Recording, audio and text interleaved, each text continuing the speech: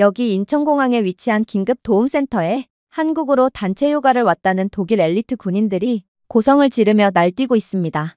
그들은 자신들에게 이런 대우를 하는 건 말도 안 된다면서 난동을 부렸지만 이내 한국인 공항 직원이 나타나 그들에게 한마디를 하는 순간 그들은 이럴 수는 없는 법이라며 눈물을 흘리며 바지를 벗기 시작합니다. 그렇다면 그들은 대체 한국에서 어떤 경험을 했던 것일까요? 안녕하세요. 제 이름은 마티아스입니다. 저는 현재 모든 것이 비밀로 유지되고 있는 독일 최고의 특수부대에서 대위로 복무 중이고 저는 독일 국방을 책임지고 독일 국방의 최선두에 서 있다는 점에 엄청난 자부심을 느끼고 있습니다.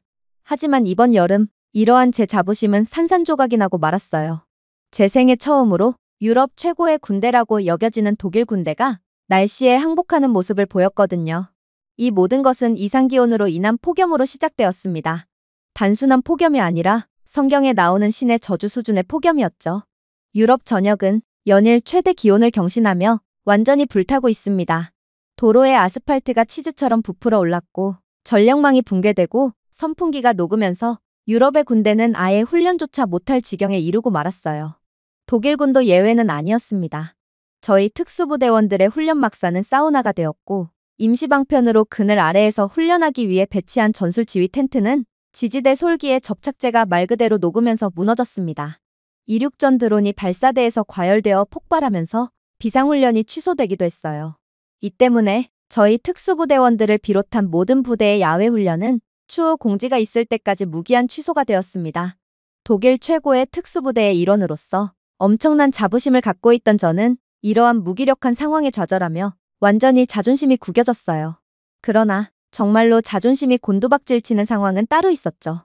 그건 바로 상부에서 저희 팀에게 한국 파견 명령을 내렸기 때문이었습니다. 제가 잘못 들은 줄 알았어요. 한국말입니까? 그래, 대한민국 말이야. 그들은 더위 속에서도 모든 인프라와 시스템이 정상적으로 작동하며 더위 이전이나 지금이나 변함없는 모습을 보여주고 있다고 해. 그들이 더위 속에서 어떻게 사회를 유지시키는지 배워와. 우리 군은 한국의 시스템을 그대로 따라하며 모든 시스템을 개편할 거야. 상부의 명령은 외교적 고물이 아니었습니다. 그것은 정찰 임무였습니다. 독일의 생존을 위해서였죠. 하지만 저를 비롯한 모든 부대원들은 즉각적으로 반발했어요. 한국은 케이팝으로 유명한 연약한 나라일 뿐인데 유럽 최고의 국방력을 자랑하는 독일이 그런 국가로부터 도대체 무엇을 배울 수 있단 말인가요?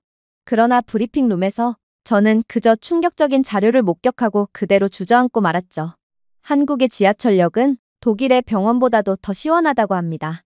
독일에서는 열사병에 걸려 실려온 환자조차 차가운 바람을 쐴 수가 없는데 한국에서는 지하로 내려가기만 하면 극한의 시원함을 느낄 수 있는 것입니다. 당신의 팀이 그 이유를 알아와야 합니다. 저는 이게 무슨 말도 안 되는 거짓말인가 싶어서 그저 헛웃음을 지을 뿐이었습니다. 하지만 상부에서 준비한 영상은 그런 저를 완전히 정색하게 만들었어요. 체감온도가 40도가 넘어가는 상황에서도 거리에서 자전거를 타고 있는 한국인들의 모습이 담겨 있었습니다. 분명 노약자는 폭염에 매우 취약하지만 그럼에도 불구하고 재래시장에서 쇼핑하는 한국인 할머니들, 만원 지하철 안에서도 땀 한 방울 흘리지 않는 한국인들 등 한국은 마치 이번 폭염이 아무 일도 아니라는 듯 너무나도 평범한 일상을 살고 있었어요. 독일에서는 국가적 비상사태가 닥친 상황임에도 말입니다. 이쯤 되자 이번 한국 파견 명령에 특히나 반감을 보였던 크라머마저도 분을 시키며 속삭이더군요. 한국인들은 유전적으로 더위에 강화된 건가요? 그 이유를 알아오는 것이 저희의 임무였습니다. 그렇게 이틀 후 한국의 영상을 보게 된 대원들은 그건 전부 조작 영상일 거라며 믿지 않으면서도 명령에 죽고 사는 군인답게 결국에는 인천행 비행기에 탑승했습니다. 저희가 영상을 보고도 현실 부정을 하는 이유는 명확했어요. 독일은 메르세데스, 지멘스, 괴테의 땅인 유럽의 경제 및 기술 엔진입니다. 한국이 이보다 더 잘 준비되어 있을 리가 없어요. 그렇게 저희는 장거리 비행 끝에 드디어 한국에 도착하게 됩니다. 그리고 마침내 인천공항에 입성하게 되었을 때 저는 지난달 폭염으로 인해 터미널 바닥이 물결 모양으로 휘어진 프랑크푸르트 공항에서처럼 인천공항도 마찬가지일 거라고 생각하며 발을 내디뎠어요. 하지만 결과는 어땠을까요? 대리석 바닥은 그저 차가울 뿐이더군요. 저는 그때 뭔가 잘못되었다는 것을 알았습니다. 한국인들은 그저 유전적으로 더위에 대비되어 있는 사람들이기에 독일과는 달리 완벽하게 사회를 유지하고 있는 게 아니었어요. 이들에겐 정말로 감추고 있는 비밀이 존재하고 있던 것입니다. 하지만 그러한 충격도 잠시, 저는 이내 도저히 믿기지 않는 충격적인 장면을 목격하고 그대로 얼어붙고 말았습니다. 그건 바로 공항 한편에는 웬 인파들이 줄을 서며 무언가를 기다리고 있었는데 자세히 보니 인천공항에서는 웬 스마트 손목밴드를 나눠주고 있더라고요. 사용자의 생체 데이터를 분석하여 여러 가지 정보를 알려주는 손목밴드였고 삼성이라는 세계 기술의 흐름을 주도하는 유명 브랜드에서 만든 제품이었습니다. 이 손목밴드는 심박수와 수분 수준, 신체 온도, 심지어 스트레스 지수까지 측정하고 이를 사용자에게 알려줌과 동시에 해결책까지 제안하는 기능이 탑재되어 있었어요. 한국 파견에 대한 상당한 반감을 가지고 있던 크라머는 눈을 가늘게 떴습니다. 아니, 이게 대체 뭐야? 한국은 외국인 여행객들의 GPS를 추적하여 감시하고 있는 거야? 저도 독일인으로서 크라머와 비슷한 생각을 가지고 있었습니다. 인천공항 측이 이러한 최첨단 스마트 밴드를 저희에게 대여해 줌으로써 이익을 보는 부분이 무엇인가요? 아무것도 없습니다. 그리고 개인주의 문화를 가진 독일에서는 대가 없이 호의를 베풀어주는 경우는 없기에 저는 이러한 한국 공항의 의도를 전혀 이해할 수가 없었던 거죠. 그러나 그렇게 잔뜩 의심을 품고 있던 제게 한국 공항 직원은 유창한 영어를 구사하며 놀라운 설명을 해오기 시작하더군요. 이 제품은 공중보건용 웨어러블입니다. 한국의 AI 연계, 생체 안전 시스템의 일부죠. 한국에 방문하는 모든 여행객들은 무료로 이 스마트 밴드를 대여할 수 있고 이 밴드는 외부 기후 조건에 적응하는 데 도움이 되어 탈수, 과열 또는 각종 신체적 위험이 있는지 사전에 알려주죠. 당신은 그저 터미널을 떠나기 전에 반납하기만 하면 됩니다. 저는 그저 코웃음을 칠 뿐이었죠. 당연했어요. 한국은 의학적으로 검증된 생체인식 추적기를 보증금 없이 무료로 제공하고 있습니다. 독일 공항에서는 아무리 뜨거운 폭염 상황이라고 해도 공항에 무료로 이용할 수 있는 정수기조차 없습니다. 전기 인프라 붕괴로 인해 에어컨도 가동되지 않고 있죠. 즉, 독일에서는 공항에서 열사병에 걸리면 그저 화장실에서 나오는 뜨거운 수돗물을 마시고 그대로 쓰러지는 수밖에 없습니다. 그런데 여기 한국에서요? 이들은 저희의 신분을 확인하지도 않고 추적하지도 않고 보증금도 없이 스마트 기기를 대여해주고 있어요. 그냥 실내로만 운영되는 말이 안 되는데요 방식이었습니다. 독일 공항에서는 새로 비치해둔 터치스크린 체크인 키오스크를 누군가 통째로 훔쳐갔습니다. 이렇듯 최첨단 기기를 비치해두기만 하면 누군가 훔쳐가버리니 독일 공항에서는 공항 이용객들의 편의성을 위해 시스템을 업그레이드하려야 할 수가 없는 것이고 그저 수십 년은 된 아날로그 방식을 계속해서 사용해야만 하는 것입니다. 그야말로 스스로 퇴보하는 중이죠. 하지만 한국에서는 얼굴도 본 적 없는 외국인들이 자신들이 대여한 생체인식 장치를 반환해 줄 거라고 믿고 있습니다. 그래서 저는 그들을 믿어보기로 했어요. 저희 대원 중 뼛속까지 독일인인 나스는 은행 계좌에서 몰래 돈이 공제될 것이라며 손목밴드 착용을 거부했습니다. 한국인 직원이 부드럽게 손을 뻗어 손목밴드 착용을 도와주자 그는 손대지 마세요. 대여비를 몰래 청구할 것을 누가 모를 줄 아나요? 라고 외쳤거든요. 하지만 저는 그런 나스의 어깨를 조용히 토닥이며 한 번만 한국을 믿어보자고 속삭였어요. 한국이 먼저 저희를 믿어줬듯이 저희도 한국을 한번 믿어보는 거였습니다. 그렇게 저희 모두는 손목밴드를 착용하게 됩니다. 손목밴드는 저희의 체온을 모니터링해 주었고 제가 수분이 부족해질 때면 공항 전역의 냉각 구역과 정수기에 접근할 수 있도록 위치 정보까지 제공하더군요. 덕분에 저는 제때 수분을 공급받을 수 있었고 이러한 모든 것을 꿰고 있으며 사용자에게 적재적소의 정보를 제공할 수 있도록 하는 한국의 기술력에 혀를 내두를 뿐이었습니다. 하지만 그러한 한국에 대한 감탄은 얼마 가지 않았어요. 저희는 곧 이곳 공항에서 충격적인 장면을 목격하게 되었고 그대로 공포에 질리고 말았거든요. 저희 대원 나스는 이내 괴성을 지르며 가스가 새고 있거나 화학 스프레이다 라고 외쳤는데 정말로 그가 가리킨 곳에는 웬 입자가 자욱하게 깔려 있었거든요. 그런데 이상하게도 그러한 연기는 3초 만에 그대로 사라지고 말았죠. 아무래도 눈에 보이지 않는 유독 가스가 분명해 보였습니다. 독일 공항에서는 현재 폭염으로 인해 가스관이 폭발하거나 다문화 정책의 부작용으로 인한 특정 세력의 공항에 대한 공격 행위가 잦기에 이러한 상황에 저희는 패닉에 빠진 채 긴장할 뿐이었는데요. 하지만 그렇게 공포에 빠진 저희를 본 다른 한국인 시민은 저희에게 다가와 유창한 영어로 충격적인 말을 해오기 시작하더군요. 놀라지 마세요. 이건 AI로 제어되는 나노미스트 시스템이랍니다. 안개 입자는 너무 미세해서 피부에 즉시 증발하여 상변화 냉각을 통해 과도한 열을 곧바로 식혀주고 있어요. 그러니 이 미스트를 맞은 사람은 축축하다는 느낌을 받을 새도 없이 시원함을 느끼는 것입니다. 굳이 예시를 들자면 이건 에어컨의 업그레이드 버전과 같죠.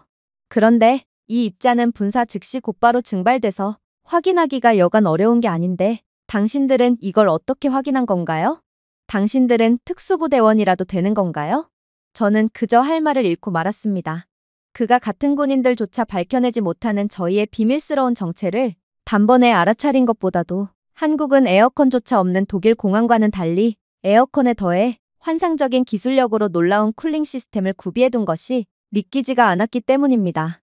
독일에서는 현재 과열로 인해 선풍기마저 전부 고장나고 있고 그래서 선풍기가 설치된 구역에서는 수많은 사람들이 땀을 뻘뻘 흘리며 더위를 쫓고 있는 게 현실인데 한국에서는 자신이 덥다는 사실을 느낄 새도 없이 시원함을 느낄 수 있다니 무슨 이런 마법 같은 나라가 다 있나 싶어 황당함을 느끼지 않을 수가 없었죠. 하지만 저를 진정으로 경악의 도가니에 빠뜨렸던 한국의 모습은 따로 있었습니다. 저는 인천공항의 놀라움에 향연에 감탄하며 계속해서 이동하다가 뭔가 이상함을 느끼게 되었거든요. 지금과 같은 엄청난 폭염의 상황에서 또 인천공항 내부에는 사람들도 상당히 많았기에 이 정도로 쾌적한 온도를 유지하는 것은 거의 불가능한 상황이었거든요. 한국은 도대체 또 무슨 비밀을 숨기고 있는 것인가요? 그리고 크라머의 외마디 비명소리는 저희의 운명을 완전히 바꾸어 버리고 말았습니다. 대위님, 지금 당장 신발을 벗어보세요. 바닥이 이상해요. 그리고 그렇게 신발을 벗게 된 저는 그야말로 얼이 빠지고 말았어요. 저는 인천공항에 처음 발을 디뎠을 때 차가운 바닥은 그저 시원한 공기로 인해 자연적으로 차가워진 거라고 생각했습니다. 하지만 바닥은 에어컨으로 인해 간접적으로 시원해진 것이 아닌 바닥은 자체적으로 낮은 온도를 유지하고 있었어요. 저는 바닥 자체를 시원하게 만드는 기술력은 들어본 적조차 없어요. 하지만 한국은 에어컨 하나만으로는 절대로 이 정도로 쾌적한 온도를 유지할 수 없는 상황을 더욱더 미친 듯한 기술력과 아이디어로 불가능을 가능하게 만들었던 것입니다. 인천공항 및 한국의 일부 건물에서는 타일 아래에 지열 열교환 파이프가 내장된 지하 네트워크를 사용하고 있었습니다. 지하 80m에서 자연적으로 차가운 공기를 끌어와 조용히 순환시키고 막대한 전기 낭비 없이 주변 온도를 낮추는 방식이었죠. 즉, 한국은 이러한 쾌적한 온도에 대한 막대한 비용을 들이지 않아도 그저 기술력 하나만으로 저렴한 비용으로 모든 사람들의 쾌적함을 안겨다주고 있었던 것입니다. 한국의 기술력은 본질적으로 지구 자체를 기후 완충제로 사용하고 있는 모양이었죠. 전통적인 기술 강국이라던 독일이요. 독일의 폭염 해결책은 창문에 젖은 수건을 놓고 라디에이터 뒤에 호일을 거는 것이었습니다. 농담이 아닙니다. 심지어 정부는 전력 인프라 불안정의 이유로 에어컨 설치를 금지하고 햇빛을 피하기 위해 전략적 커튼 설치를 해결책으로 내놓는 황당한 행보를 보이기도 했어요. 당연히 효과는 없었고 바보 같은 정부 때문에 애꿎은 독일 시민들만 피해를 보고 있는 상황이죠. 그러나 제가 이러한 뜻밖의 상황에 혼란스러워하고 있을 때 첫 번째 위기가 찾아왔습니다. 숨겨진 비용이 있을 것이 분명하다며 스마트밴드 착용을 거부했던 라스의 손목에서 경보음이 울리기 시작했거든요. 그리고 밴드는 그의 스트레스 수치가 높다며 휴식을 취할 수 있는 라운지의 위치로 저희를 안내하기 시작했습니다. 처음에는 모두 당황했습니다. 이런 공항에 정말로 라운지가 있다고요? 독일 공항은 별도의 비용을 지불해야 입장할 수 있는 VIP 라운지를 제외한다면 그저 공항 노숙자들이 누워있는 싸구려 의자들이 즐비해 있는 곳이 라운지라고 여겨집니다. 그러나 그렇게 스마트밴드가 지시하는 곳으로 향하니 정말로 한국 공항은 모두가 이용할 수 있는 라운지가 존재했어요. 심지어 이 라운지는 독일의 VIP 라운지보다 더욱 수준 높은 모습을 자랑하고 있었죠. 시원한 물을 마실 수 있는 정수기뿐만 아니라 차가운 젤패드 쿠션이 있는 좌석, 심지어 이곳에는 푹신한 간이 침대까지 있었기에 적어도 한국에서만큼은 독일 공항에서처럼 의자에 쭈그려 자거나 혹은 더러운 바닥에 박스를 깔고 잘 필요는 절대로 없었습니다. 저희 대원들 모두는 이러한 한국의 부유한 면모에 완전히 경악의 도가니에 빠졌고 라스 또한 분명 인천공항의 인프라에 깜짝 놀란 듯 했지만 자신은 얼마 전까지만 해도 스마트밴드에 대해 비판을 하며 잔뜩 의심을 했는데 오히려 스마트밴드의 도움을 받은 상황에 그저 시원한 물을 벌컥벌컥 들이켠 후 이젠 되었다며 휴식을 취하지 않고 발걸음을 재촉하더군요. 사실 그렇게나 남자다운 척을 하는 라스지만 그는 비행 공포증이 있기에 비행기 내부에서도 잠을 통 못 이루며 불편해하는 기색이 역력했는데요. 그래서 그는 분명 엄청난 피곤과 스트레스를 받고 있는 상황일 텐데도 아무튼 라스는 독일을 압도하는 모습을 보여주는 한국에 완전히 자존심이 상한 모양이었습니다. 하지만 그는 한국에서만큼은 그렇게 자존심을 부려선 안 됐습니다. 그는 앞으로 일어날 일에 대해 완전히 모르고 있었어요. 그렇게 거의 하루 종일 잠을 못 잔 그는 휘청휘청거리며 이동하다가 결국 계단을 내려가다가 발이 걸리고 말았거든요. 그는 마치 젖은 콘크리트 자루처럼 바닥에 부딪혔는데 고통이 엄청났는지 그렇게나 무표정의 늘 남자다운 면모만을 보여주던 그는 계집아이 같은 비명소리를 내며 모두를 깜짝 놀라게 했습니다. 하지만 이러한 놀라는 감정은 이내 걱정으로 이어졌어요. 그는 거의 걷지도 못할 정도의 부상을 입은 모양이었는데 독일 공항에서는 이러한 구급 상황에 도움을 받을 수 있는 방법이 전혀 없거든요. 부끄러운 이야기지만 독일 공항에서는 다치면 그냥 끝장입니다. 의료 인프라가 열악한 독일에서는 공항에 구급대원이나 의료시설 자체가 아예 없거든요. 그래서 아무리 심각한 부상을 당한다고 해도 치료를 받을 수가 없고 2시간 거리에 있는 가장 가까운 구급차를 기다려야 합니다. 공항 직원들도 당연히 도움을 제공하지 않죠. 괜히 도와줬다가 독박을 쓸 수도 있으니 독일 공공시설에서 다치면 책임을 묻지 않겠다는 6가지 양식을 작성하고 계속해서 기다려야 할 뿐입니다. 라스도 이 사실을 잘 알고 있었기에 그는 좌절스러운 표정을 지으며 계속해서 고통을 호소할 뿐이었어요. 그런데 그때 절대로 일어나서는 안 되는 일이 일어나기 시작했습니다. 이곳 한국에서는 20초 만에 네이비 조끼와 흰색 장갑을 낀 2명의 직원이 침착하고 체계적이며 장비를 갖추고 저희를 향해 달려왔거든요. 그들은 전문적인 솜씨로 라스의 상태를 체크했고 이내들 것을 펼치더니 라스를 어디론가로 데려가기 시작했는데요.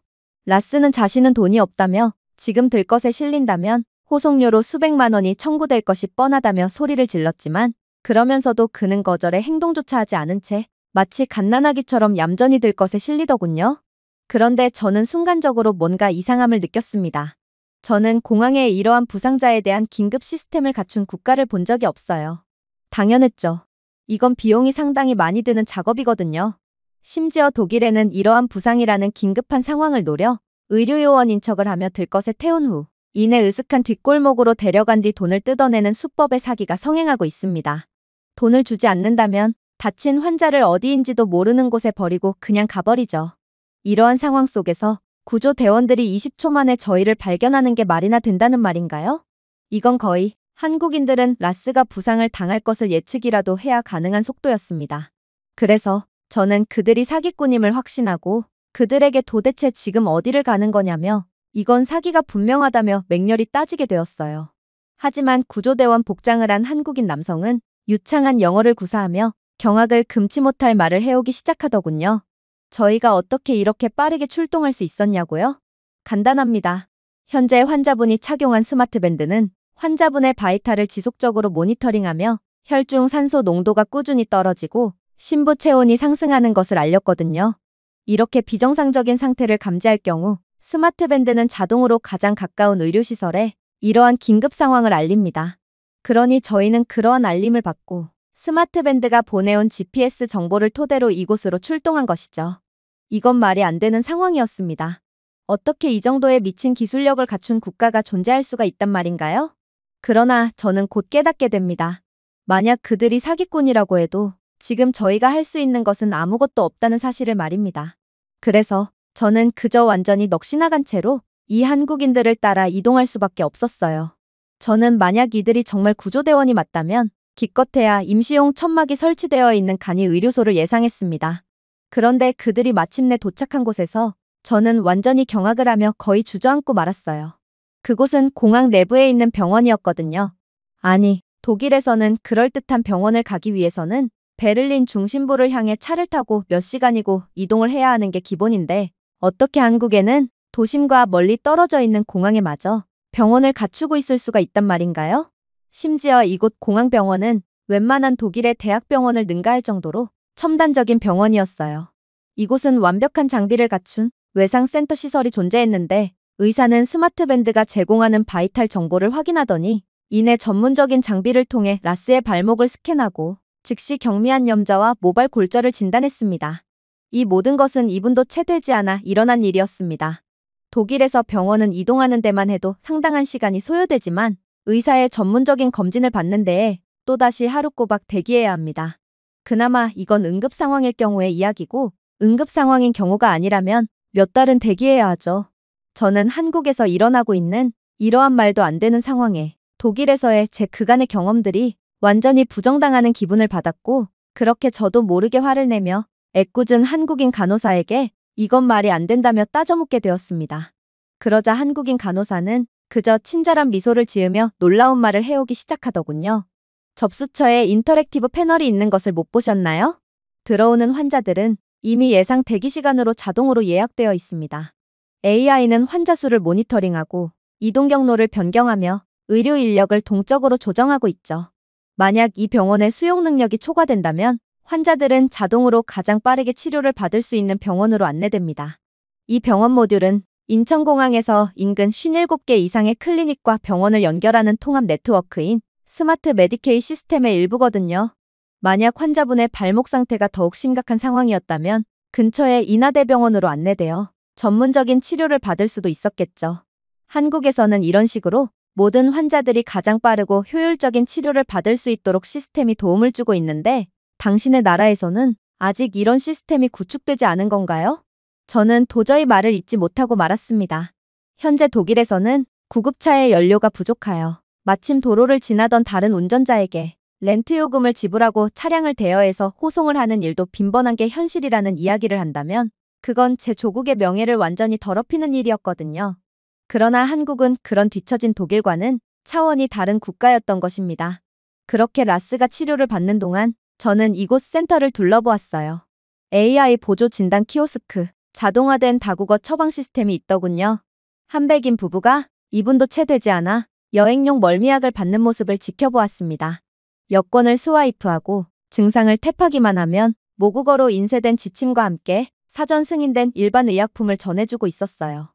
독일에서는 약사에게 처방전을 내밀어도 해당 처방전이 조작된 것은 아닌지 30분은 확인한 후에야 약을 건네줍니다. 심지어 약사의 부주의로 잘못된 약이 제공되는 경우도 있죠. 독일은 이것을 2차적인 사고를 막기 위한 안전한 조치라고 말하고 있지만 이건 그냥 시대에 뒤떨어진 아날로그 시스템을 좋게 포장하고 있을 뿐인 것입니다. 그리고 한국이 현재 어떻게 하고 있는지를 본다면 독일은 지금 당장 혁신이 필요할 때라는 것을 깨달을 수 있겠죠. 그렇게 저는 완전히 혼란스러워진 채 제대로 걷지 못하는 라스 대신 수납을 하러 갔습니다. 그리고 수납처에 도착하자마자 거의 현실을 부정하고 말았죠. 무료입니다. 접수처 직원이 말했습니다. 한국 정부 제공입니다. 저는 그녀가 장난을 치고 있는 거라고 생각하며 다시금 물었습니다. 저희는 지금 파견 중인 독일군 소속입니다. 보험증을 보여주면 될까요? 하지만 한국인 직원은 여전히 작은 웃음을 지을 뿐이더군요. 보험은 필요 없습니다. 공항 응급치료는 전액 지원됩니다. 한국을 떠날 때 손목밴드만 반납하세요. 턱이 떨어지는 것 같았어요. 독일에서는 보험 없이 응급실 침대에 눕는다면 그대로 파산 직전에 내몰리게 됩니다. 독일의 엄청난 병원비는 일반적인 직장인이 감당을 할 수준이 절대로 아니거든요. 심지어 몇몇 독일의 병원에서는 엄청난 대기줄에 못 이겨 치료를 받지 않고 그대로 나가더라도 대기비용이라는 황당한 명목으로 일정량의 병원비를 지불해야 해요. 그러나 어떻게 한국에서는 이렇듯 효율적인 보험 제도를 구축하고 있을 수가 있단 말인가요? 하지만 그렇게 완전히 현실 분간을 못하고 바보 같은 표정을 짓고 있던 제게 한국 병원은 뭐 이 정도 가지고 놀라냐는 듯 더욱 말도 안 되는 모습을 보여주기 시작하더군요. 왜냐하면 라스는 비용도 지불하지 않았음에도 웬 꽤나 비싸 보이는 목발을 짚고 퇴원했기 때문입니다. 그러면서 이건 한국 병원 측에서 대여해준 목발로 출국 전에 목발을 반납하면 된다고 했다고 하더군요.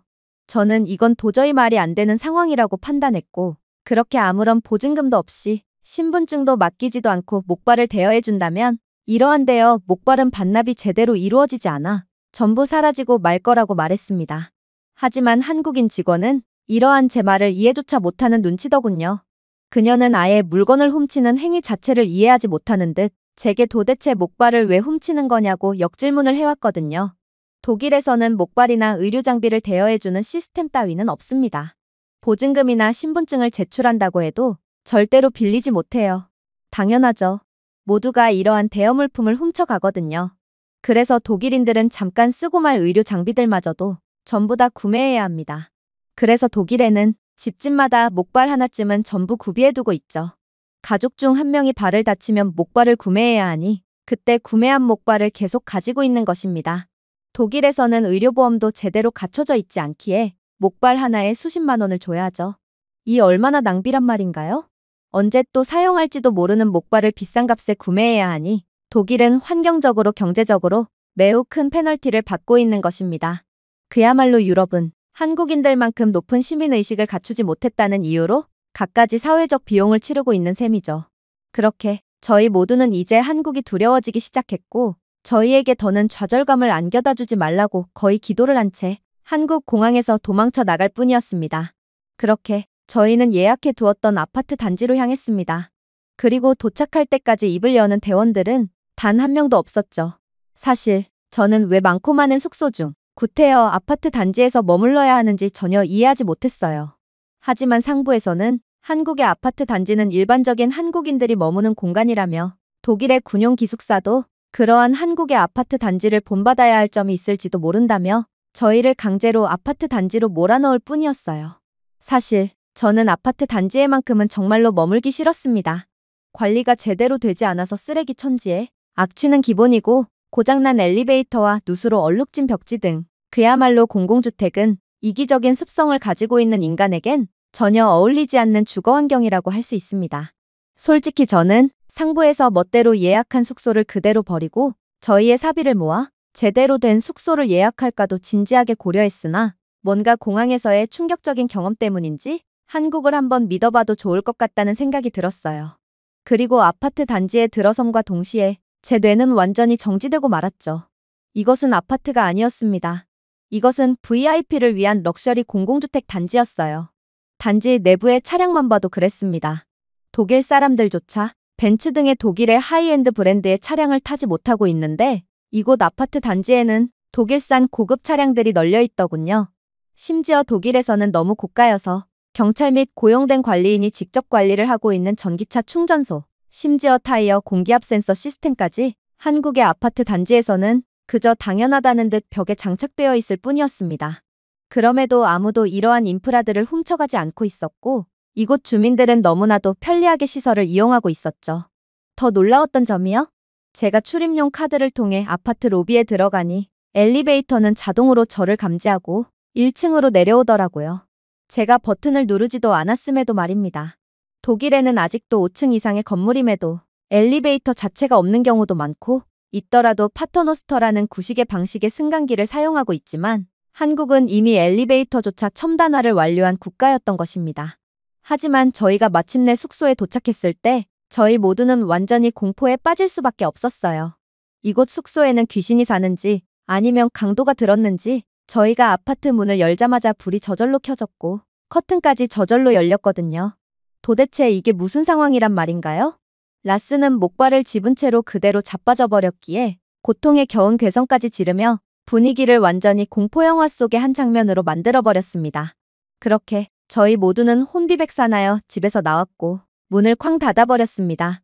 그리고 그렇게 문 앞에서 약 10분여간 심호흡을 한 뒤 저희는 독일군의 자랑스러운 특수부대원들이라는 점을 상기시키며 다시금 고성을 지르며 문을 열었습니다. 귀신이 든 강도든 모조리 쓸어버리겠다는 의지의 표현이었어요. 그러나 그때 저는 충격적인 장면을 목격하고 그대로 굳어버리고 맙니다. 바로 불이 켜지고 커튼이 켜지는 아까와 똑같은 상황이 반복되었거든요. 그리고 저는 그때 알았죠. 이건 바로 한국의 스마트홈 시스템의 일부였다는 사실을 말입니다. 한국의 아파트 내부는 거주자가 밖으로 나갈 때 모든 불을 끄고 커튼까지 닫도록 시스템화되어 있었습니다. 그리고 거주자가 다시 들어온다면 이를 인식하고 불을 켜고 커튼을 다시 열어주었죠. 그리고 이는 거주자의 환경에 맞도록 시스템화할 수 있었어요. 저희가 귀신이라고 생각했던 것은 귀신이 아닌 그저 한국이 너무 선진적이었기에 저희는 도저히 한국을 이해를 하지 못했을 뿐이었습니다. 심지어 한국의 에어컨은 천장 근처의 열 센서를 통해 감지한 체온을 기준으로 온도를 보정했습니다. 저희가 온도를 따로 설정할 필요도 없었죠. 독일은 가정집에 에어컨 자체가 없어서 부채나 선풍기로 폭염 상황을 버티고 있었지만 한국인들은 에어컨은 기본이고 이러한 첨단화를 통해 손 하나 까딱하지 않고 최적의 환경에서 살 수 있었던 거였어요. 하지만 진정한 충격은 따로 있었습니다. 그건 바로 인덕션이었어요. 대원 크라머는 한국의 스마트 가전제품이 그렇게나 신기했는지 계속해서 모든 가전제품들을 만지작댔는데요. 그런데 그는 깜빡하고 인덕션을 켜고는 끄지 않고 계속해서 돌아다니고 말았어요.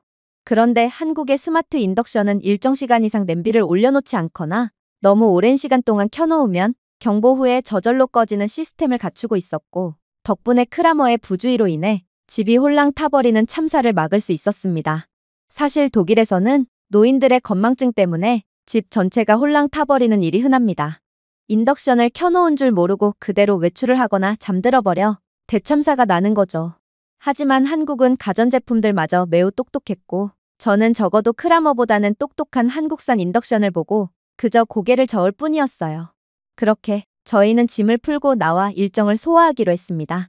하지만 저희는 아파트 단지를 나오자마자 이럴 수는 없다며 그대로 머리를 감싸쥐고 말았는데요. 한국의 아파트 단지는 그야말로 없는 게 없었거든요. 카페와 편의점 등의 생활시설은 물론이고 이곳 단지에서는 체육관까지 운영 중이었어요. 심지어 이곳 체육관은 아파트 단지 주민이면 24시간 연중무휴로 이용할 수 있다고 하더라고요. 독일에서 야간에 체육관을 운영했다간 그대로 기구 모두를 강탈당하고 말 거예요. 그러나 이곳 체육관은 밤 시간대에 한해 무인으로 운영되고 있었음에도 멀쩡하게 유지되고 있었죠. 그러나 저희 모두를 그 무엇보다 경악해 만든 부분은 따로 있었어요. 이곳 아파트 단지에는 무인 소포 배송 보관함까지 있었거든요.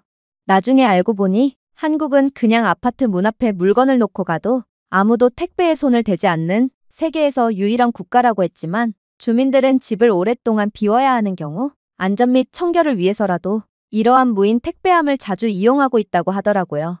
하지만 저는 이러한 무인 보관함 자체를 보고 놀랐던 건 아니었어요. 바로 무인 보관함 한 구석에 고가의 스마트폰 한 대가 덩그러니 놓여 있었기 때문이었습니다.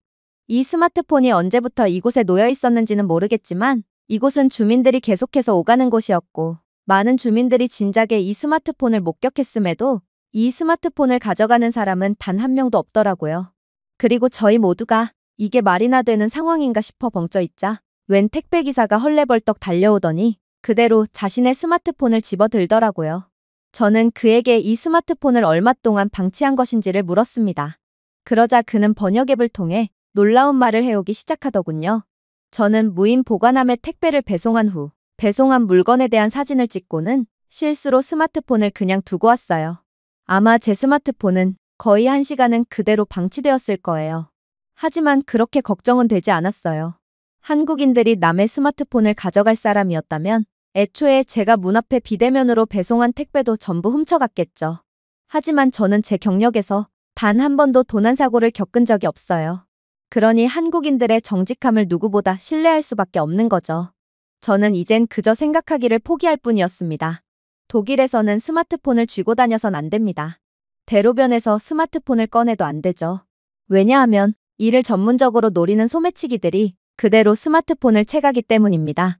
이는 건장한 체격의 저 또한 수도 없이 경험해봤고 저는 그래서 이젠 고가의 스마트폰을 구매하지 않아요. 몇 개월 안 가서 도난당하고 말 텐데 도대체 고가의 스마트폰을 사용할 이유가 어디에 있겠어요? 그리고 대원들 모두는 이러한 제 생각에 공감하고 있는지 다들 고개를 푹 숙이며 한국에 대한 부러움을 간접적으로 표출하고 있을 뿐이었습니다. 그렇게 저희는 계속해서 이동했습니다. 그리고 이번에는 어떤 초등학생쯤 되어 보이는 한국인 아이들이 수영 가방을 들고 어디론가로 걸어가고 있는 모습을 목격하게 되었죠. 저는 순간적으로 의아함을 느꼈습니다. 독일에서 수영장을 가려면 차량을 타고 몇 시간은 나가야 합니다. 그런데 이러한 아파트 단지에서 수영장을 가는 듯한 모습을 보이고 있다니요. 저는 이러한 의문스러운 모습에 이 아이들이 유괴 등의 범죄에 연루된 것은 아닌지 의심이 들었고 그렇게 군인으로서의 무언가의 책임감을 느껴 아이들을 따라가게 되었습니다. 그리고 약 2분쯤 지났을까 저는 절대로 목격해서는 안 될 모습을 목격하게 되고 그 자리에 굳어버렸죠. 왜냐하면 이곳은 그저 평범한 아파트 단지일 뿐이었음에도 단지 내부에는 떡하니 수영장 시설이 존재하고 있었거든요. 솔직히 저는 많은 것을 기대하진 않았어요. 수영장 시설이 아파트 단지에 존재하고 심지어 무료라고요? 저는 그저 이 수영장 시설은 유아를 위한 작은 욕조를 의미할 뿐일 거라고 생각했습니다. 하지만 그렇게 수영장에 입장하게 되었을 때 저희 모두는 그대로 할 말을 잃고 주저앉고 말았어요. 일단 수영장 로비에서는 저희를 위해 수영복을 대여해 주었을 뿐만 아니라 필터링을 통해 완벽하게 푸르고 깨끗한 물을 자랑하는 수영장에는 pH, 염소 수치, 심지어 보행 밀도까지 확인하는 AI 기반 수질 시스템으로 실시간 모니터링되고 있었거든요. 잠시 동안 제가 실수로 리조트에 들어간 것은 아닌지 걱정이 되었습니다. 이런 시설을 무료로 사용하는 건 오히려 죄책감마저 들 정도였거든요. 현재 독일의 수영장에는 폭염으로 인한 수도 공급 문제로 수영장 물은 하도 교체하지 않아서 거의 녹색이 되어 있는 상황입니다. 그리고 이러한 수영장에서의 수영을 마친 이들은 무좀, 감기 등 각종 전염병에 옮았다며 단체 소송까지 불사하겠다는 뜻을 밝히고 있죠. 그러나 이곳 아파트 단지 수영장에서는 수영장이 매우 깨끗한 것으로도 모자라 수영 레벨별로의 차선을 표시할 수 있는 스마트 조명이 있는 개별 수영 레인까지 존재하고 있었습니다. 수영복을 위한 통풍형 건조실, 그리고 샤워시설 및 수건까지 무료로 이용할 수 있는 개별적인 인프라까지 존재했기에 저는 정말 눈물이 나기 직전이었어요. 그러나 제가 이곳 수영장을 이용하면서 느낀 한국의 가장 부러운 점은 한국을 빛내는 것은 높은 기술력뿐만이 아니었다는 점입니다. 한국인들 모두가 존엄성, 신뢰, 사려 깊은 무언의 규범을 따르고 있었어요. 아무도 수건을 훔치지 않고 있었습니다. 아무도 수영 레인에서의 추월 같은 매너 없는 행동을 하지 않았어요. 언제부터인가? 아니면 원래부터 그랬나 모르겠지만 독일에서는 이제 사람들의 선함을 더 이상 믿지 않게 되었습니다. 독일인들은 화장실에 가기 귀찮다는 이유로 수영장 물에 그대로 볼일을 해결하고 있는 것만 봐도 이들의 매너 수준을 단적으로 보여준다고 할 수 있는데, 그래서 독일 수영장에서 몸을 담그고 있다 보면 1시간에 한 번꼴로 뒷사람에게서 스멀스멀 풍기는 따뜻한 기운을 느낄 수 있고, 수영을 하다 보면 정체불명의 갈색 덩어리들이 물속에서 춤을 추는 것을 볼 수 있습니다. 그러나 한국의 수영장에서는 그러한 모습을 볼 수도 없었고, 아마 한국인들 모두는 그러한 수준 이하의 모습을 죽었다 깨어나도 경험할 수 없을 거라는 확신이 들 뿐이었어요. 이게 바로 한국과 독일의 수준 차이를 여실히 보여주고 있던 것입니다. 그렇게 저희는 수영을 마친 뒤 다시금 일정을 이어나갔습니다. 저는 걸을수록 현재 유럽에 닥친 폭염이 얼마나 과장되었는지를 곧바로 느낄 수 있었어요. 독일은 덥긴 덥지만 한국처럼 습하지는 않거든요. 하지만 독일은 한국보다도 선선한 날씨를 유지하고 있으면서도 국가 기능 자체가 거의 마비된 상황입니다. 도시 전체는 마치 라디에이터에 남겨진 버터처럼 녹아내리고 있죠. 대중교통은 계속해서 연착 및 취소되고 있고, 기차는 아예 선로가 녹았다는 이유로 운행 중지가 된 지 오래예요.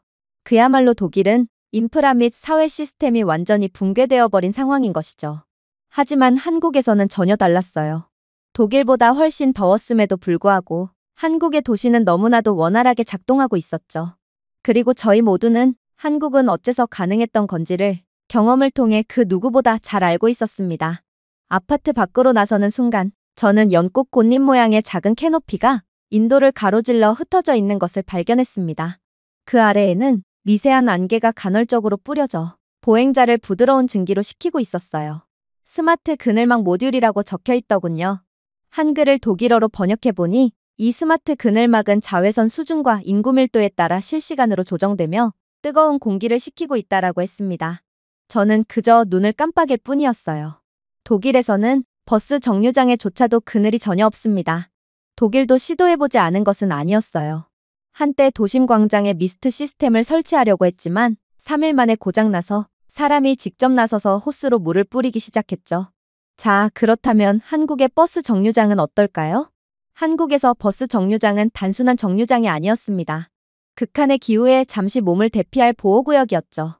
각 정류장에는 별도의 실내 공간이 구비되어 있었는데 이곳에는 에어컨이 설치되어서 시원한 온도를 유지하고 있었을 뿐만 아니라 실시간 도착 보드, 전자기기 충전 포트, 심지어 일부 지역에서는 자외선 반사 유리와 인공지능 공기순환 시스템까지 갖추고 있었습니다. 그러니 이곳 버스 정류장은 그야말로 최첨단 기후 피난처라 불리기에 손색이 없었죠. 저는 이러한 한국의 인프라에 감탄을 연발하면서도 뭔가 알 수 없는 슬픔과 분노의 감정이 들기도 했어요. 한국인들은 길을 걷다가 더우면 이곳 버스 정류장에 들어와 휴식을 취하면 됐지만 독일에는 집에서조차 에어컨 시설을 찾아볼 수 없기 때문에 아무리 더워 죽을 것 같아도 더위를 이겨낼 방법 자체가 없거든요. 하지만 독일이 이러한 한국의 인프라를 따라할 수 있을까요? 저는 그게 절대로 불가능한 일이라는 것을 아주 잘 알고 있습니다. 만약 독일에 이러한 스마트 버스 정류장이 생긴다면 독일인들은 에어컨과 전자기기 충전 포트뿐만 아니라 고가의 첨단 소재 유리까지 전부 다 떼어서 훔쳐가 버릴 것이기 때문입니다. 그야말로 이건 전 세계에서 오직 한국에서만 가능한 시스템이란 말이죠. 도대체 저는 왜 한국으로 파견 온 것일까요? 한국이 더위를 놀랍도록 완벽하게 극복하고 있는 건 그냥 이들의 수준이 높아서입니다. 그리고 이건 독일이 따라하고 싶다고 따라할 수 있는 것이 아니죠. 그러나 이러한 회의감을 느끼고 있던 그때 저는 다시 한번 충격적인 장면을 목격하고 못 본 척 눈을 감을 뿐이었어요. 한국의 포장도로는 그야말로 조금의 망가짐 없이 완벽한 상태를 유지하고 있었거든요. 당연히 저는 한국의 포장도로 관리 상태 그 자체를 보고 놀랐던 것이 아닙니다. 지금은 엄청난 햇살이 그대로 내리쬐고 있는 상황이에요. 그런데 어떻게 한국의 포장도로는 녹지 않고 그대로 유지되고 있을 수가 있단 말인가요? 그리고 저는 곧 한국의 포장도로는 일반 콘크리트처럼 보이지만 그저 일반적인 콘크리트는 아니라는 것을 인지하게 됩니다. 한국의 포장도로는 표면 온도를 최대 섭씨 12도까지 낮추도록 설계된 열 반사 아스팔트를 사용하고 있다고 했어요. 한국이 자체 기술력으로 개발한 미세 세라믹 코팅을 사용하여 자외선을 덜 흡수하고 햇빛을 반사하고 있었죠. 이건 포장도로가 스펀지처럼 열을 흡수한 다음 차량의 타이어 및 보행자의 신발을 토스트처럼 구워버리는 독일의 상황과는 완전히 반대되는 모습이었어요. 오죽했으면 현재 독일의 일부 지역의 도로에서는 아스팔트가 죄다 녹은 상황에 운전 자체가 불가능해서 교통망 자체가 붕괴된 상황입니다. 그러나 한국은 도대체 몇 수 앞을 내다본 국가길래 이렇듯 전 세계의 고통을 완전히 초월한 모습을 보여주고 있다는 말인가요? 저는 나중에서야 한국은 여름은 아프리카보다도 덥고 겨울은 시베리아만큼 추운 극한의 기후를 가진 국가기에 모든 인프라 및 시스템이 이러한 극한의 상황에 맞게 설계되었다는 것을 인지하게 됩니다. 이러한 극한의 기후는 예전에야 한국의 도구로 작용했겠지만 결국 한국을 더욱 단단하고 완벽하게 준비된 국가로 만들기에 충분했고 지금과 같은 전 세계적인 이상기후 상황에서는 오히려 모든 국가들을 아득히 초월해버리는 선진적인 모습으로 작용한 모양이었어요. 그러나 그렇게 한국에 대한 감탄을 하고 있을 무렵 저는 그만 충격적인 장면을 목격하고 그대로 얼어붙고 말았습니다. 저희가 공원에 도착했을 때 어린아이가 공원 분수대에서 놀다가 그대로 분수대에 담긴 물을 마시는 장면을 목격하게 되었거든요. 저는 거의 기겁을 하며 아이를 말렸습니다. 당연했죠. 독일의 분수대를 생각한다면 이곳 물은 절대로 마셔서는 안 될 구정물이기 때문입니다. 독일의 야외 분수대는 박테리아로 가득 차 있을 뿐더러 술에 취한 사람들이 하도 대소변을 봐서 근처에도 가고 싶지 않은 지옥의 물로 변해버린 지 오래죠. 그러나 다른 한국인이 저희에게 다가오더니 이곳 물은 마셔도 된다는 듯 손짓을 하는 거 아니겠어요? 그리고 제가 조사해보니 한국의 공공분수대에서 사용되는 물은 3중으로 여과되어 유아가 마실 수 있을 만큼 안전했고 애초에 한국의 물은 상당히 깨끗했기에 마셔도 전혀 문제가 없다고 하더군요. 한국은 물까지 깨끗한 축복받은 국가였을 뿐더러 혹여나 아이들이 분수대 물을 마실 것까지 계산해서 이미 안전한 시스템을 갖추어 두었던 것입니다. 하지만 그때 제 스마트밴드가 경고를 울리기 시작하더군요. 현재 습도가 100%에 육박했으니 더위에 조심하라는 내용이었습니다. 그래서 저는 현재 온도를 검색해봤어요. 체감 온도가 40도가 넘더군요. 하지만 저는 여전히 의구심이 들었어요. 현재 체감 온도가 40도가 넘는다는 것은 거의 땀을 비처럼 흘리며 아이스크림처럼 녹아야 한다는 뜻이었습니다. 그런데 저는 덥긴 덥지만 그 정도로 무지막지하게 덥지는 않았거든요. 제가 느낀 체감 온도는 30도는 될까 하는 수준이었죠. 그리고 제가 그 이유를 알게 되었을 때 저는 그저 허공을 바라보며 넋을 놓아버릴 뿐이었죠. 한국은 인도조차도 폭염을 염두에 두고 설계되었기 때문입니다. 광촉매 코팅이 된 타일은 대기오염 물질을 분해하여 기존 인도보다 더 시원하게 유지될 수 있도록 했습니다. 그러니 한국에서는 체감온도가 진짜 체감온도를 의미하는 것이 아니었죠.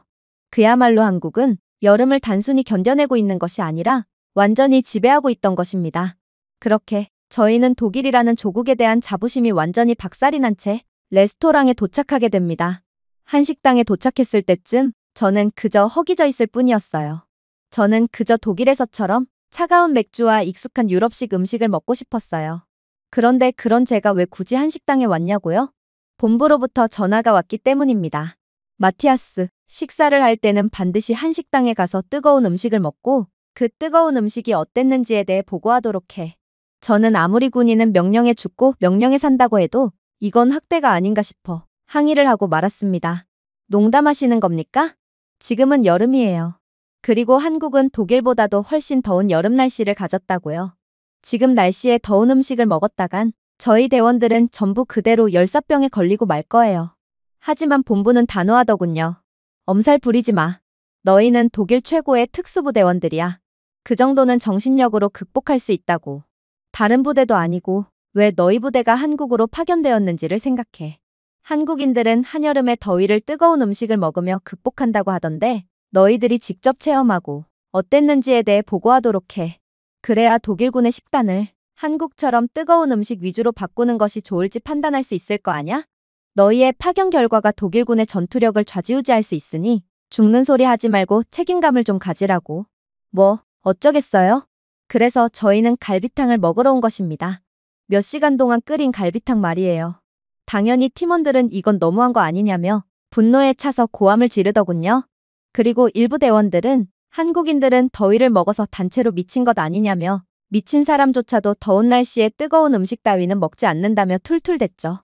하지만 저희에겐 선택권 따위는 없었고 그렇게 분노를 가까스로 삭인 채 자리에 앉았습니다. 그러자 30초 만에 12개의 작은 접시가 도착했는데 저희는 아직 주문조차 안 한 상태였기에 저는 그저 당황할 뿐이었습니다. 다른 테이블로 가야 할 음식이 잘못 온 것인가요? 저는 주인 아주머니에게 손을 흔들며 번역앱을 건넸습니다. 실례합니다. 저희는 아직 주문조차 안 했는걸요? 그러자 그녀는 미소를 짓더군요. 기본 반찬이에요. 무료입니다. 그 말은 마치 화물열차처럼 저를 강타했습니다. 이유 없는 무료 따위는 없는 독일이었기에 감동은 더더욱 배가 되었어요. 바삭한 김치, 양념 시금치, 디저트처럼 달콤한 검은콩, 그리고 마치 젤리처럼 느껴지는 도토리묵까지 메인마다 매콤하고 시원하며 바삭바삭하고 매끄러운 대비가 폭발적으로 증가했습니다. 저는 너무 압도되어 말을 잇지 못하는 크라머를 바라보았습니다. 방금 전까지만 해도 더운 날씨에 더운 음식을 먹는 한국인들은 전부 제정신이 아니라며 욕짓거리를 해대던 그였지만 한국의 무료 반찬 앞에서 순한 양이 되어 허겁지겁 반찬을 입에 넣고 있을 뿐이었어요. 그리고 더 이상 놀랄만한 장면은 없다고 생각했을 때 저는 두 번째 기적을 보았습니다. 로봇이었어요. 테이블 사이를 우아하게 굴러가며 저희가 주문한 음식을 배달해 주었습니다. 저는 말문이 막히고 말았어요. 우리 잘 찾아온 거 맞아? 여기가 식당이야. 기술 박람회야? 하지만 그러한 놀라움도 잠시 저는 갈비탕에 숨막히는 자태를 보고 다시금 머릿속이 하얘졌어요. 도착한 갈비탕은 사정없이 펄펄 끓어오르고 있었습니다. 화상과 같은 온도를 장시간 유지하도록 설계된 검은색 돌그릇에 담아 제공된 이 그릇은 점심이라기보다는 과학적 표본처럼 보였습니다. 너무나도 뜨거운 열기에 본능적으로 밀어내고 싶었지만 향이 잊혀지지 않았습니다. 풍부하고 고소한 향이었어요. 안에서 몸을 시원하게 해줍니다. 라고 식당 주인 아주머니가 웃으며 번역앱을 건넸습니다. 땀은 내부 열을 조절하는 데 도움이 되거든요. 글쎄요. 그건 과학적으로 봤을 때 말이 안 되는 소리였습니다. 안 그래도 더운 날씨에 더운 음식을 먹는데 어떻게 시원함을 느낄 수가 있단 말인가요? 하지만 한국은 과학의 경지를 초월한 국가였습니다. 갈비탕은 단순한 음식이 아니었거든요. 마늘, 파, 대추, 사고를 몇 시간 동안 끓인 갈비탕은 영양소와 전해질이 체내에 넘쳐나는 동시에 땀을 통해 열을 방출하도록 몸을 격려했어요. 그리고 김치와 함께하는 갈비탕의 풍미는 정말 제가 먹어본 모든 음식을 애들 장난으로 만들 정도로 대단했죠. 그리고 저희 모두는 한국인들이 왜 여름철에 뜨거운 음식을 먹는지 완벽하게 이해를 하게 됩니다. 놀랍게도 저희는 모두 이해하지 못할 시원함을 느끼고 있었거든요. 그러나 그때 외마디 비명소리가 울려 퍼지기 시작했습니다. 한식에 가장 미쳐있던 크라머가 청양고추 슬라이스를 생도로 착각하고 2개를 입에 넣었거든요. 그는 마치 누군가 두개골 안에서 후추 수류탄을 터뜨린 것처럼 딸꾹질을 하고 비틀거리며 눈물과 콧물을 잔뜩 쏟고 있었습니다. 그리고 그 즉시 놀라운 일이 벌어지기 시작합니다. 저희 대원들 모두는 바보같이 울고 있는 크라머를 보고 조롱을 하며 웃고 있었지만 한국인 아주머니는 그 즉시 찬물과 쿨링 타월을 가져와 크라머를 지배하는 열기를 식힐 수 있도록 도움을 주고 있었거든요. 심지어 그가 어느 정도 회복되자 옆 테이블에 있던 한 아주머니는 자신의 장바구니에서 우유 하나를 꺼내주더군요. 그리고 저희 모두는 생전 처음 보는 외국인에게도 사랑과 관심을 나눠주는 한국의 아름다움에 감탄을 할 뿐이었습니다. 그렇게 저희는 살면서 가장 만족스러웠던 식사를 마쳤습니다. 독일에서 이 정도 식사 퀄리티라면 당연히 팁을 제공해야 했습니다. 그래서 저희는 테이블에 팁으로 지폐를 놓고 왔어요. 그런데 그때 놀라운 일이 벌어지기 시작했어요. 바로 주인 아주머니가 뒤늦게 달려나와서 저희가 돈을 두고 갔다며 팁으로 제공했던 지폐를 다시 돌려주었거든요. 저는 이러한 한국인들의 정직함에 깜짝 놀라면서도 그 지폐는 팁으로 제공한 것이니 가져도 좋다고 말했어요. 하지만 이 아주머니는 역시나 놀라운 말을 해올 뿐이더군요. 한국은 팁 문화가 없는 국가예요. 그저 맛있는 음식과 친절한 서비스가 기본으로 여겨질 뿐이죠. 당신이 음식에 만족했다면 저는 그걸로 기뻐요. 한국인들은 음식을 1시간 뒤에 가져다줘도 팁을 요구하는 독일인 직원들과는 차원이 다른 사람들이었던 것입니다. 그렇게 저희는 계속해서 이동했습니다. 그리고 편의점 앞에서 초등학생조차 안 되어 보이는 소년이 아이스크림을 구매한 뒤 기분 좋게 나오는 장면을 목격했죠. 아이의 근심 없는 순수한 웃음을 보니 저까지 마음이 맑아지는 기분이었어요. 하지만 이내 아이는 그대로 넘어지며 아이스크림을 땅바닥에 흘려버린 거 아니겠어요? 아이는 자신이 넘어졌다는 사실보다 자신의 한 입밖에 먹지 않은 아이스크림을 땅바닥에 흘렸다는 사실 자체에 더욱 마음이 아픈 모양이었습니다. 그리고 넋을 놓고 울기 시작했죠. 그런데 그때 충격적인 일이 일어나기 시작했어요. 한 중년의 남성이 그 모습을 보더니 이내 새로운 아이스크림을 사온 뒤 아이에게 건네주었거든요. 그가 아이의 아버지라도 되는 거라는 말인가요? 하지만 그렇다기엔 소년의 표정은 너무 극적이었습니다. 소년의 눈물은 믿기지 않는 표정으로 바뀌었고 그 후 약간은 고민하다가 이내 해뜨듯 얼굴이 환해졌거든요. 저는 그저 조용하게 읊조릴 뿐이었어요. 저 사람이 소년의 아버지일까? 그러자 크라머는 고개를 가로젓더군요. 그렇게 보이진 않네요. 아마 독일에서 이런 행동을 하는 사람은 유괴범이거나 소년에게 무슨 짓을 할 꿍꿍이가 있는 것이 분명하다고 여겨지죠. 과연 한국도 마찬가지일까요? 저희는 어른으로서 아이를 지켜줘야 할 의무가 있어요. 맞습니다. 독일에서는 낯선 사람이 어린이에게 아이스크림을 사준다면 그대로 그루밍 혐의에 대해 법정에서 자신을 변호하게 될 것입니다. 그러나 저는 남성의 행동을 계속해서 감시할수록 그저 얼이 빠질 뿐이었습니다. 남성은 정말로 100% 호의만을 가지고 있었는지 그냥 소년에게 아이스크림을 건네주고는 그대로 갈 길을 가버렸거든요. 저는 문득 독일에서의 경험을 떠올렸습니다. 독일에서 관대함은 의심의 여지가 있는 행동으로 여깁니다. 극심한 개인주의 문화권인 독일에서는 대가 없이 남에게 호의를 베풀어주는 경우를 거의 찾아볼 수 없거든요. 베를린에서 누군가 지하철 좌석을 제한한다면 그건 지갑을 더 꽉 쥐고 있어야 한다는 것을 의미하죠. 그야말로 유럽에서는 모든 친절은 의심스러운 행동으로 여겨야 한다는 것입니다. 하지만 저희는 이러한 한국인 아저씨의 친절의 모습을 보고도 아직 교훈을 얻지 못했죠. 얼마 후 목발을 짚고 있는 라스는 어렵사리 자신의 스마트폰을 꺼내다가 결국 스마트폰을 땅바닥에 떨어뜨리고 말았습니다. 그러자 한국인 여성이 거의 반사적으로 라스의 스마트폰을 향해 손을 뻗었어요. 라스는 순간적인 당황스러움을 느꼈는지 그대로 내 물건을 만지지 마 라고 외치더군요. 여성은 눈을 깜빡였습니다. 그런 다음 황당하다는 표정을 지으며 영어로 말을 건네오더군요. 저는 당신의 스마트폰을 주워주려고 했던 것뿐입니다. 당신은 목발을 짚었기에 몸이 불편하잖아요. 그게 당신에게 공격적으로 느껴졌다면 사과드릴게요. 유럽에서는 누군가 무거운 가방을 들어주겠다고 하면 가방을 꽉 쥐고 지갑을 확인해야 합니다. 그 말은 짐을 들어주는 척하며 그대로 훔쳐가거나 도움을 대가로 돈을 요구하겠다는 뜻과 다름이 없거든요. 그러한 문화적 환경에서 자라면서 저뿐만 아니라 라스는 자발적인 친절 행위가 사기나 소설 속에서나 나오는 말도 안 되는 에피소드라고 믿게 되었죠. 그래서 한국인의 관대함을 접했을 때 이러한 다소 무례한 반응을 해버린 것입니다. 그렇게 라스는 자신의 행동이 잘못되었다는 것을 인지하게 되었고 이내 여성에게 진심 어린 사과를 하며 용서를 구했어요. 한국인 여성은 흔쾌히 라스의 사과를 받아주었고, 그렇게 저희 모두는 정상적이지 않은 사회적 분위기 속에서 살아왔다는 것을 인지하며 한국에 대한 감탄을 할 뿐이었죠. 더 놀라웠던 점이요? 한국은 심지어 도시의 인프라마저도 이러한 공감을 반영하고 있었다는 것입니다. 한국의 보행자 경보 시스템은 그 대표적인 예라고 할 수 있죠. 번잡한 교차로에서 횡단보도 신호등이 녹색으로 바뀌면 부드러운 멜로디가 흘러나오고 도로변에는 LED 조명이 내장되어 있습니다. 이것들은 단순한 보여주기식 인프라가 아니었습니다. 휴대폰을 바라보는 사람들을 위해 설계되었습니다. 문자 그대로 이봐, 납작해지기 전에 고개를 들어봐 라고 말하는 듯한 시스템이었어요. 독일에서요? 독일에서는 현재 전력 불안정으로 인해 신호등조차 제대로 안 켜지는 게 현실이에요. 심지어 가로등조차 꺼져 있어서 인적이 드문 밤에 횡단보도를 건너는 건 그야말로 분노의 질주를 하고 있는 차량에 의해 비명행사하기 딱 좋다고 할 수 있죠. 한국은 자판기마저도 그냥 허투루 만들지 않았다는 것을 말씀드린다면 어떨까요? 크라머는 자판기에서 음료 하나를 샀는데 그는 목발 때문에 실수로 잘못된 상품을 선택했습니다. 그는 혼란에 빠진 채 에너지 음료를 바라보며 좌절할 뿐이었어요. 그러자 그런 라스를 인식한 자판기의 화면이 깜빡였습니다. 잘못된 선택인가요? 10초 이내에 여기를 탭하여 취소하고 다시 선택하세요. 자판기에 환불 기능이 있다고요? 그는 자판기가 음료수만 그대로 쏙 가져가고 돈은 돌려주지 않을 것을 기대하며 자신의 음료수를 투입했습니다. 그러나 자판기는 정말로 돈을 환불해 주더군요. 저희는 그저 할 말을 잃어버릴 뿐이었습니다.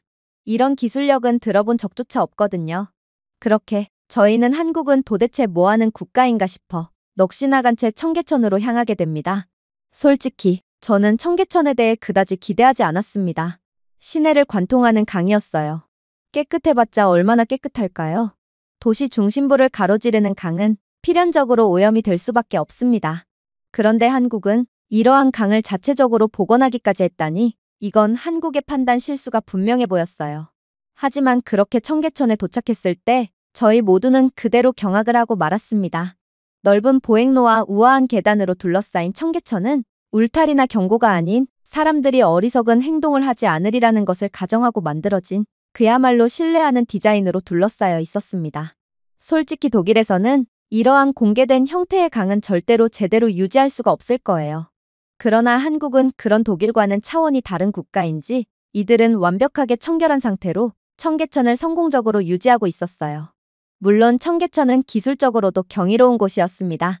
한국의 급속한 산업화 과정에서 콘크리트와 교통체증 속에 묻혀있던 11km 길이의 이하천은 세계적인 수준의 엔지니어링으로 부활했다고 했거든요.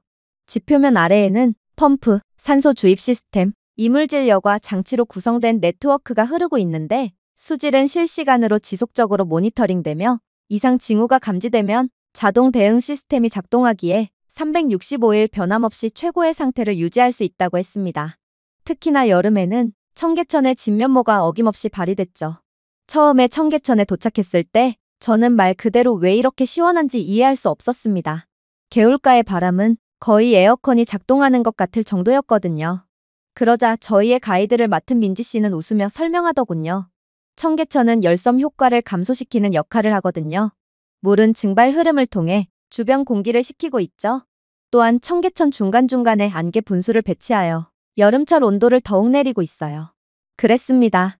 이곳 청계천에는 수백 미터마다 섬세한 미스트 시스템이 부드러운 스프레이를 방출하는데 이는 불쾌한 습도를 유발하지 않으면서 주변 온도를 섭씨 3, 4도 낮출 수 있을 정도로 효과적인 방법이라고 했어요.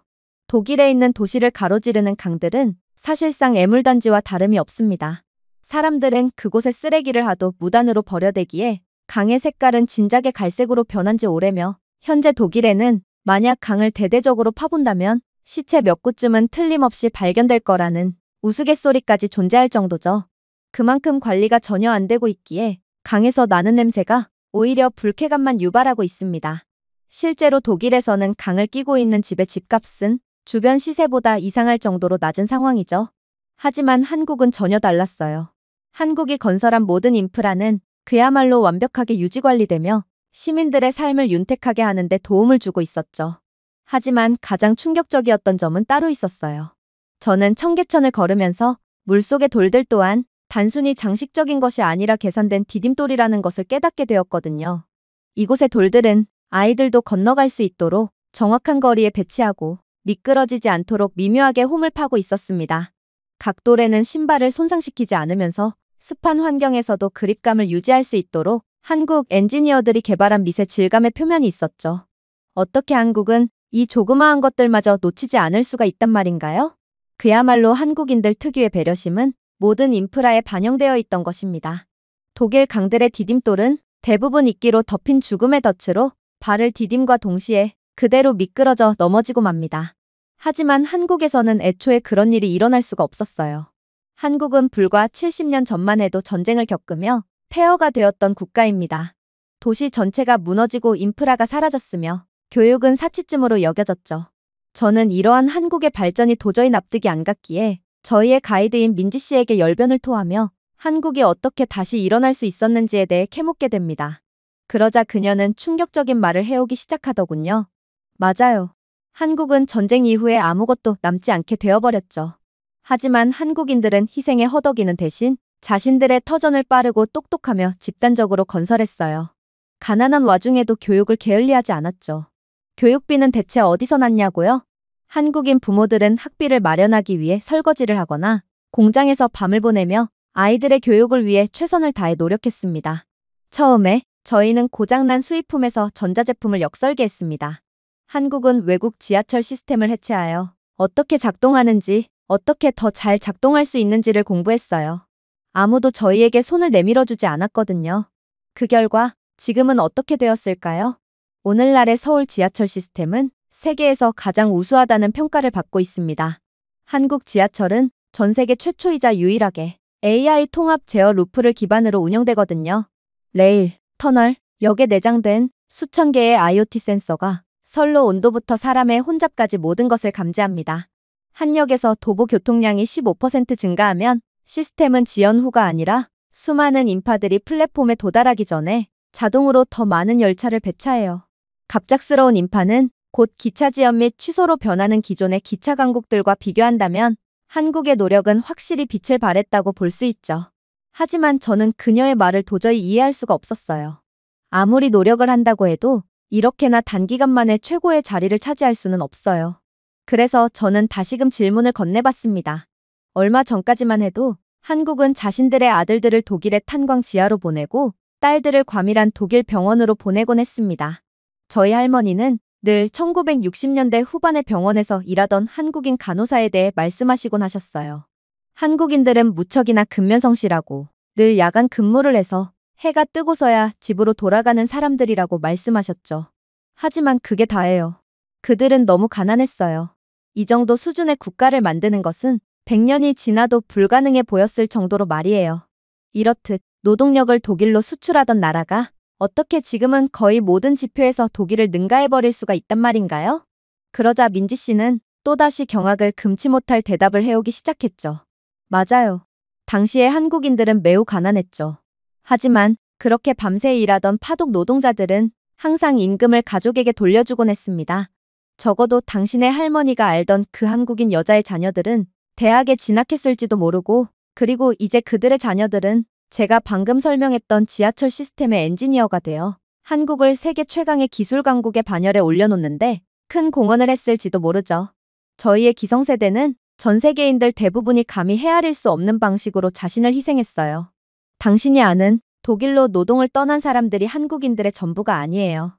1970년대 한국인들은 위험한 환경에서 주 7일 근무를 하며 휴가까지 반납한 채로 맨손으로 다리, 터널, 산업단지 등을 건설하곤 했어요. 우리의 선배님들은 공장 바닥에서 잠을 잤고 그러면서도 기름 램프 아래 찢어진 공책으로 수학을 공부했습니다. 세상이 한국에 대해 그 어떠한 기대도 하지 않았을 때조차도 한국은 발전을 위해 계속해서 꿈틀댔다는 것이죠. 물론 한국은 후발주자예요. 다른 열강 국가들은 다른 국가들을 식민지로 삼고 수탈하며 빠르게 기득권을 차지했지만 한국은 그런 국가가 아니었어요. 오히려 일본의 식민지로 전락했던 국가였죠. 그래서 다른 사람들이 걷는 동안 우리는 달릴 수밖에 없었습니다. 그리고 결국 지금은 다른 국가들을 수탈해서 불을 쌓았던 모든 국가들을 추월한 상태죠. 저는 그저 할 말을 잃고 말았습니다. 한국인들, 즉 한때 독일 석탄을 파던 사람들은 결코 쓰라림이나 패배에 굴복하지 않았습니다. 그들은 가난한 조국에 대한 원한을 품고 있지도 않았어요. 그들은 그냥 묵묵히 벽돌을 운반했습니다. 그러고 나서 그들은 자녀들을 위한 학교를 세웠습니다. 한국인들은 그렇게나 희생을 하고도 자신들의 희생을 기리는 기념비를 세우지 않았습니다. 그들은 그냥 반도체 팹을 만들어버렸죠. 이제 그들은 오늘날 한국인들 모두가 청결하게 생활할 수 있도록 새벽에 거리를 청소하고 지하철 키오스크에서 낯선 사람들을 돕고 젊은 배달원들에게 따뜻하게 인사하는 바로 그 어르신들입니다.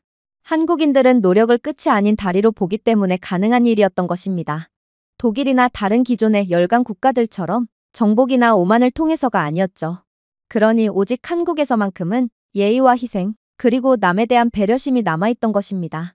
저는 어쩌면 서울 지하철은 단순히 누군가가 똑똑한 알고리즘을 썼기 때문에 시간을 엄수하는 것이 아니라는 생각이 들었어요. 그건 1976년에 누군가의 아버지가 시멘트를 14시간 동안 운반했기 때문에 시간을 엄수할 수 있었던 것입니다. 어떤 사람의 어머니가 주말에 트랜지스터를 조립하는 일을 하셨기 때문이죠. 그 세대는 슬로건 대신 땀을 선택했기 때문입니다. 저는 제가 한국에서 겪은 모든 일들은 그저 어쩌다가 만들어진 것이 아니라는 것을 완전히 깨닫게 되었습니다. 그리고 겸손해졌죠. 아마 저희의 한국 파견은 실패일 것입니다. 도대체 이런 한국을 어떻게 저희가 따라할 수가 있나요? 그건 불가능한 일이에요. 내년 폭염, 그리고 내후년 폭염에도 한국은 슬기롭게 극복하겠지만 독일은 그러한 방법을 절대로 흉내낼 수 없을 것이고 결국 좌절한 채 뜨거워진 몸에 물만 끼얹고 있을 뿐일 것입니다. 제가 준비해온 내용은 여기까지입니다. 끝까지 시청해주셔서 진심으로 감사드리며 여러분들의 구독과 좋아요, 알림 설정은 영상 제작에 큰 힘이 됩니다. 이상 세모튜브였습니다.